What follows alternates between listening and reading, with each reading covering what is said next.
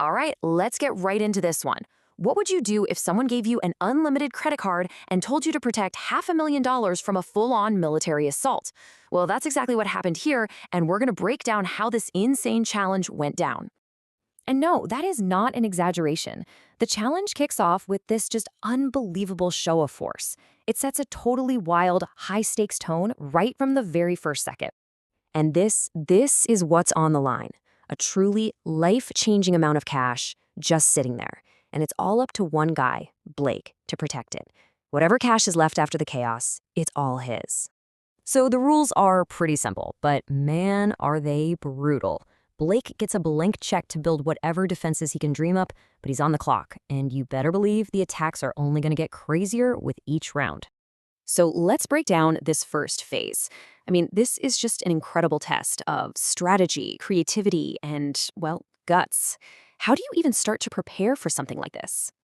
The first weapon of choice? Not just one tank. Oh no, 5 battle tanks. So Blake's first mission is to build something, anything really, that can take a direct hit from artillery fire. You know, Blake's 4-step plan is actually pretty brilliant. He starts with a solid core, that shipping container. Then, he surrounds it with water tanks to soak up the impact. He adds another layer of containers filled with random stuff like bricks and hay. But here's the genius move. He angles a bunch of cars on the outside, hoping they'll literally bounce the tank shells away. This isn't just about building a big wall, it's about using physics. And he's going to need every single bit of that clever strategy, because those 5 tanks are about to unleash 20 high-explosive rounds right at his creation. The second that first shell connects, the shock is it's real. You can see it all over Blake's face. The power is unbelievable, and right away you can tell everyone is thinking there's just no way his money is safe through this. So, after that completely relentless bombardment, which, by the way, ripped huge holes in his outer walls, the one question on everyone's mind is, did any of it actually work? And believe it or not, it did.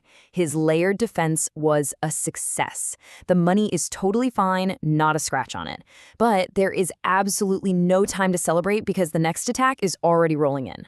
Okay, for phase 2, the game totally changes. They're not trying to punch through his defense anymore. Now, the goal is to just vaporize the whole thing.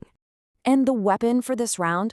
100 crates just stuffed with TNT. They set it all up to create what is basically one of the biggest explosions in YouTube history, all centered right on Blake's fortress.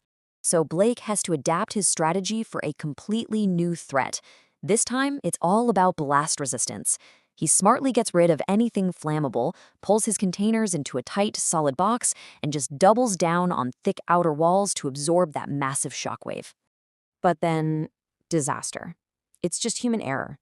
After working nonstop, the guy's completely exhausted. He goes to get a little sleep and just oversleeps. He wakes up to find his team has made 0 progress because they had no direction. Now he's only got 6 hours to finish the whole thing. The scramble to finish is absolute madness. And as he gets ready to press the button and detonate the bomb himself, the stakes just feel terrifyingly real. I mean, those are his actual last words before he hits the trigger. And somehow, against all odds, even with that massive explosion and the frantic last-minute build, the core of his fortress holds. The money's a little dirty, sure, but it's there. Blake survives another round. And that brings us to the final, and by far the most devastating challenge. This time, it's not just one threat. It's 2 attacks happening at the same time, and they're both designed to just burn everything to the ground. So now he has to defend from above and from the side. They're dropping flaming cars on top of his fort with a crane, while a huge catapult launches these giant fireballs at the walls. It is pure, unfiltered chaos. And this is the moment it all goes horribly wrong.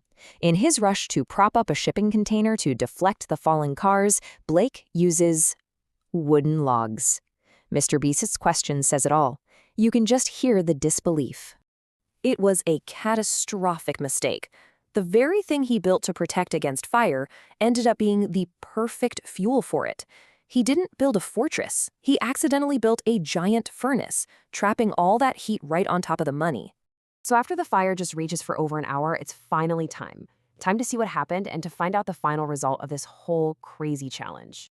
And when they finally get inside, it's devastating. Blake's own words tell the story.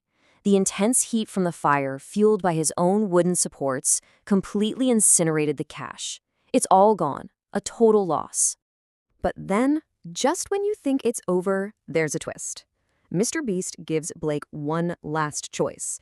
He can take a consolation prize of $100,000 and just walk away, or he can risk it all for one more shot in a future video. And what does he do? Blake turns down the guaranteed money. He chooses to come back and try again. After seeing everything he went through, the incredible strategy, the crushing stress, and that one fatal mistake, it really makes you wonder. So I'll ask you, would you take the 100 grand, or would you bet on yourself one last time?